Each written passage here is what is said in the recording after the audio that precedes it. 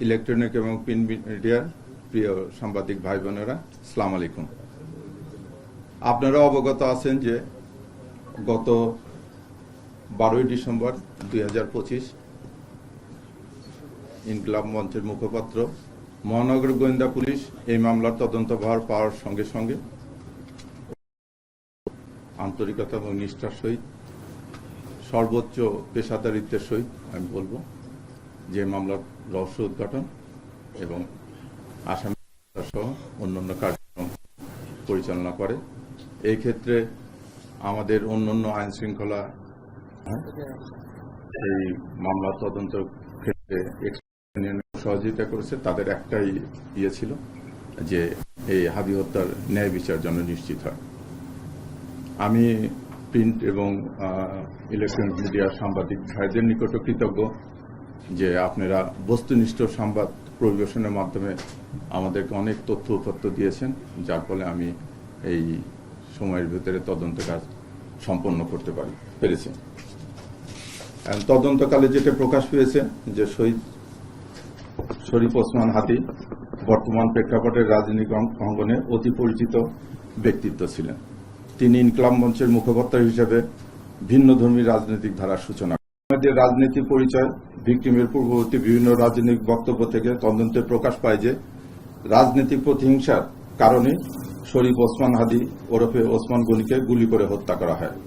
সার্বিক তদন্ত সাক্ষ্য প্রমাণে ধৃত আসামিদের স্বীকারোক্তিমূলক জবানবন্দি ফৌজদারি কার্যবিধির 164 ধারায় রেকর্ড করা হয়। বিভিন্ন স্থান থেকে প্রাপ্ত সিসিটিভি ফুটেজ পর্যালোচনা করা হয়। অস্ত্র গুলির ফরেন্সিক পরীক্ষার মতামত, মোবাইল ডিভাইস ও অন্যান্য ইলেকট্রনিক ডিভাইসের ফরেন্সিক পরীক্ষার রিপোর্ট অনুসারে আসামিদের সম্পৃক্ততা তদন্তগুলো প্রমাণিত হয়। এজাহার নামে পলাতক আসামি ফয়সাল করিম মাসুদ ওরফে রাহুল ওরফে দাউদ এবং তদন্তের প্রাপ্ত আলমগীর, তাজুল ইসলাম চৌধুরী বাপ্পি, ফিলিপস খান, মুফতি মাহমুদ সহ মোট 17 জনের বিরুদ্ধে পেনাল কোডের 120 বি, 302, 201, 109 এবং 34 ধারায় অপরাধ প্রাথমিকভাবে প্রমাণিত হয়ে উল্লেখিত আসামিদের বিরুদ্ধে বর্ণিত ধারায় অভিযোগপত্র আজকে দাখিল করা হয়েছে। ভবিষ্যতে এই মামলা সংক্রান্তে আরও কোনো তথ্য প্রমাণাদি বা কারো সংশ্লিষ্টতার প্রমাণ পাওয়া গেলে বিজ্ঞ আদালতে সম্পূরক অভিযোগপত্র দাখিল করা হবে। ধন্যবাদ সবাইকে।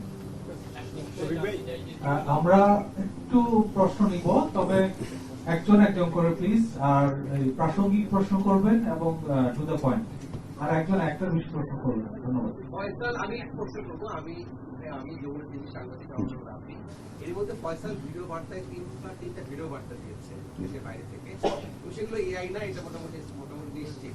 আপনারা সেই ভিডিও বার্তা পরীক্ষা নিরীক্ষা করেছেন কিনা এবং সে বলছে তাকে এবং তার ফ্যামিলিকে ফাঁসানো হচ্ছে, এই বিষয়টা আপনাদের আমরা আসামি উনি হয়তো ওনার প্লিটা নিতেই পারে। আমরা সে সমস্ত ভিডিও বার্তা করেছি, মানে পর্যালোচনা করেছি এবং আমরা এগুলো নিয়ে যেটা ফরেন্সিক করানোর মতো এটা আমরা করছি, প্রাথমিক কার্যকর করেছি। করে যেটা দেখা যাচ্ছে যে এটা উনি বলতে পারে, উনি আসামি, উনি বিভিন্ন কথা বলতে পারে, কিন্তু আমাদের যে তদন্ত এবং তথ্য প্রমাণ যেটা আমরা পেয়েছি এটা আমরা নিশ্চিত হয়ে আমরা এই অভিযোগপত্র দাখিল করতে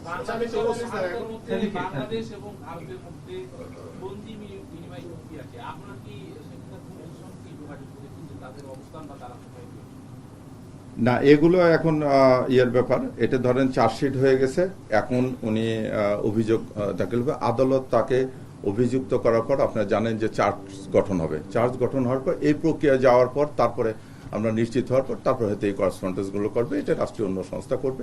আবার যদি আমাদেরকে বলে অনুযায়ী তাহলে আমরা ওটা করতে পারি। অবস্থান নিয়ে কি আপনারা কোনো কিছু এখনো পেয়েছেন কিনা, আপডেট কিছু আছে কিনা? কারণ সে দাবি করছে দুবাইতে, আবার এই জায়গাটা এখনো কিন্তু খোলাসা হচ্ছে না। সে দাবি করতে পারে, সে অনেক কিছু দাবি করতে পারে। আমরা যেটুকু ঘটনা পারিপ্রেক্ষিকতা আপনি জানেন যে টোটাল 17 জনের বিরুদ্ধে আমরা চার্জশিট দিয়েছি বলতে। এই 17 জনকে জিজ্ঞাসাবাদ করে তাদের তথ্য প্রমাণ এটা তদন্ত করে আমরা যেটা পেয়েছি আমরা সেই অবস্থানে আছি।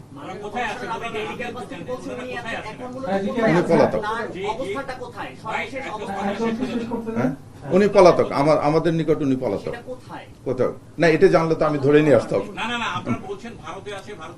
এটাও আমাদের তথ্য প্রমাণ আসছে যেটুকু সেটুকু আমরা নিয়ে আসছি। মানে এই যে 17 শহীদ ভাই, এই 17 জনের আচ্ছা শেষ করুন। শফিক ভাই, শফিক ভাই, আপনার 17 জনের মধ্যে যদি একটু স্পেসিফিক বলবেন যে আপনার অ্যারেস্ট করছেন টোটাল কতজনকে? আমরা অ্যারেস্ট করেছি 12 জনকে, 12 জন। আর পলাতক আছে 5 জন। পলাতকের মধ্যে কে কে আছে? পলাতক 5 জনের ভিতরে আছে আপনার, আমি বলে দিচ্ছি, পলাতক 5 জন আছে। ফয়সাল করিম মাসুদ আছে, আর তারপরে আলমগীর শেখ, তারপরে বাপ্পি, ফিলিপ, আর একটা হচ্ছে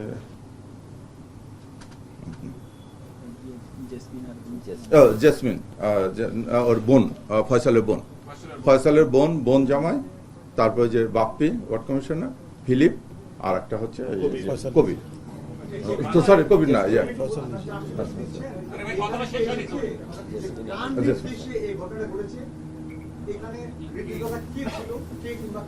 আমরা তো বলেছি যে একজন ওয়ার্ড কমিশনারের ইয়ে ছিল, এটা আমরা ইয়ে করে গিয়েছি,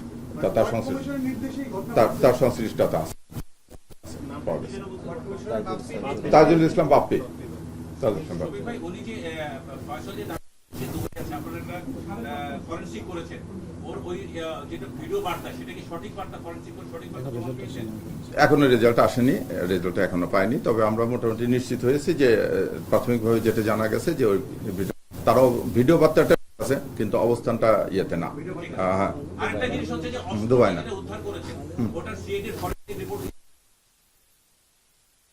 পজিটিভ এসেছে। ওটা পজিটিভ এসেছে, যে সমস্ত ভিডিও ফুটেজ হয়েছে ওটা যে অরিজিনাল ইয়ের ছবি, এটাও পজিটিভ হয়েছে। এই রিপোর্টগুলো আমরা হাতে পাওয়ার পরে আমরা চাচ্ছি। শফিক ভাই, ধন্যবাদ স্যার। একটা বিষয় হচ্ছে যে হত্যার আগের রাতে একটি রিসোর্টে, সাভারের রিসোর্টে তার অবস্থান নিয়েছিল। সেখানে আমরা সিসি ক্যামেরার ফুটেজে স্পষ্ট দেখেছি ফয়সাল করিম, তার সাথে আলমগীর এবং তার ফয়সাল করিমের বান্ধবী মারিয়া, সাথে আরো একজন মেয়ে ছিলেন, এবং বলা হচ্ছে যে সেখানে তারা পরিকল্পনা করেছে বা কোনো একটা এই বিষয়ে কোনো না, ওই বান্ধবীকে হত্যা করেছে ওর ছোট বোন মাইনর, তার সঙ্গে গিয়েছিল ওই বান্ধবীর ছোট বোন। এটা আমরা